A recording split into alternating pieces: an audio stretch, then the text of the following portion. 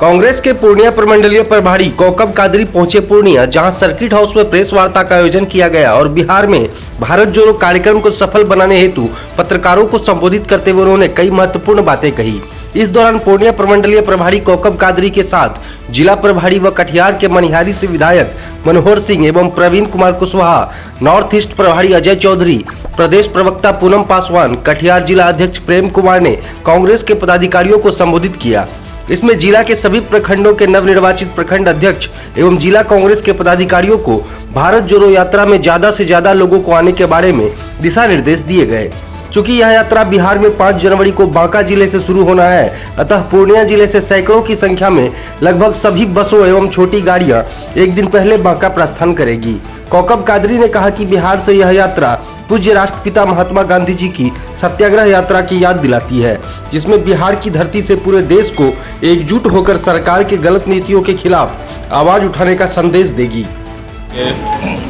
हमारे नेता आदरणीय राहुल गांधी जी देश भर में भारत जोड़ो यात्रा कर रहे हैं और काफ़ी लोकप्रियता उनको मिल रही है। इसी क्रम में अखिल भारतीय कांग्रेस कमेटी के निर्देश पे सुबह बिहार में भी 5 तारीख से हमारे अखिल भारतीय कांग्रेस कमेटी के सम्मानित अध्यक्ष आदरणीय खड़गे जी द्वारा इसकी शुरुआत की जाएगी,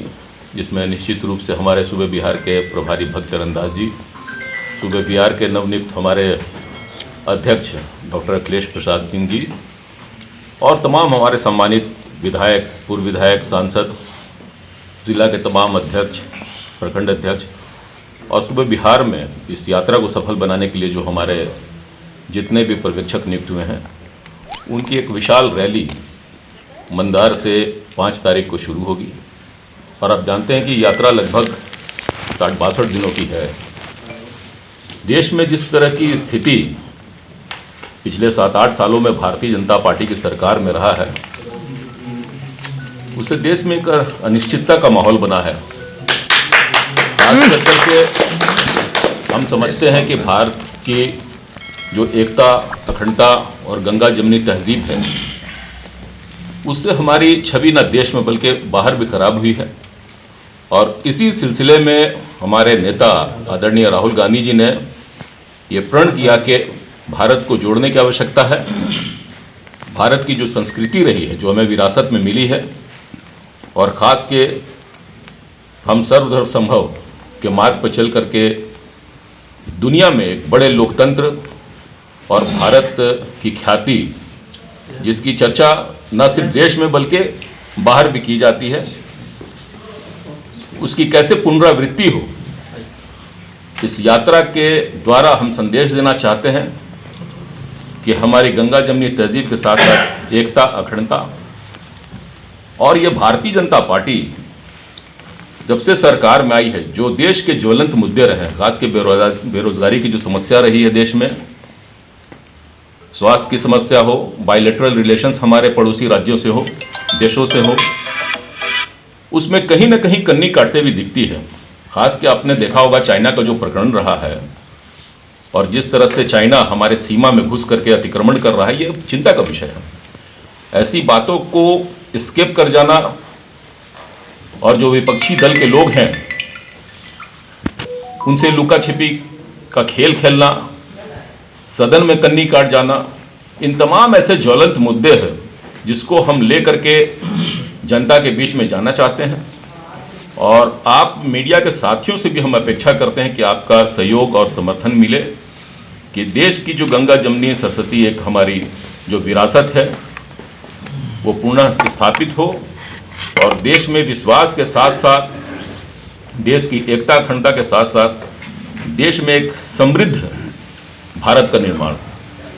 आज नड्डा जी का भी प्रोग्राम है। निश्चित रूप में आप जानते हैं कि हमारे यहाँ कई विभिन्न पार्टियां हैं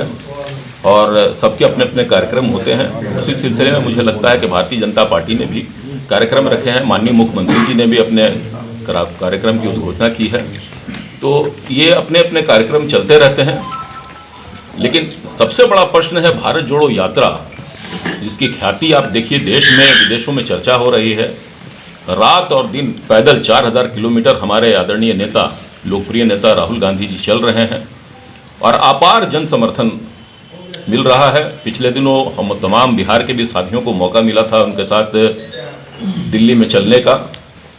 तो मैं समझता हूं कि एक नया ऊर्जा का निर्माण, एक नए राष्ट्र का निर्माण और आने वाले समय में देश में जब लोकसभा का चुनाव होगा तो एक नए समीकरण के साथ फिर से देखिएगा कि पुनः जो है कि एक लोकतांत्रिक सरकार आपको मिलेगी। नोटबंदी का कांग्रेस विरोध कर रही थी, अभी सुप्रीम कोर्ट ने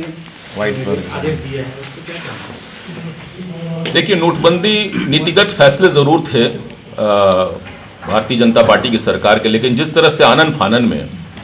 जो फैसले लिए गए थे वो आप भी जानते हैं, मीडिया के साथ ही आप भी कहीं ना कहीं लाइन में लगे होंगे और तमाम लोगों को असुविधा हुई थी। तो हमारा कहना है कि जो भी ऐसे फैसले हों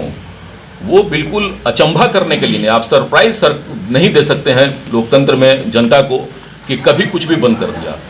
इसकी नोटिफिकेशन होनी चाहिए थी, चर्चा होना चाहिए था। डिमोनेटाइजेशन और भी देश में होते रहे हैं, होना चाहिए। अगर सरकार को लगता है कि डिमोनेटाइजेशन हो रहे हैं तो निश्चित रूप में हो, लेकिन आनन फानन में जिस तरह से डिमोनेटाइजेशन उन्होंने किया तो ये एक हमारे लिए जो है कि एक प्रश्न चिन्ह था और हम आवाज उठाते रहे थे कि ऐसे हरकतों से भारतीय जनता पार्टी को बाज आना चाहिए। और सुप्रीम कोर्ट ने भी उन्होंने उस फैसले को ये नहीं कहा कि उन्होंने जो फैसला लिया वो जनता के हित में लिया कि नहीं लिया, वो सरकार के फैसले थे। सरकार अपनी फैसले ले लेती है, लेना भी चाहिए, लेकिन कोई भी ऐसा काम नहीं हो जो जनहित में ना हो।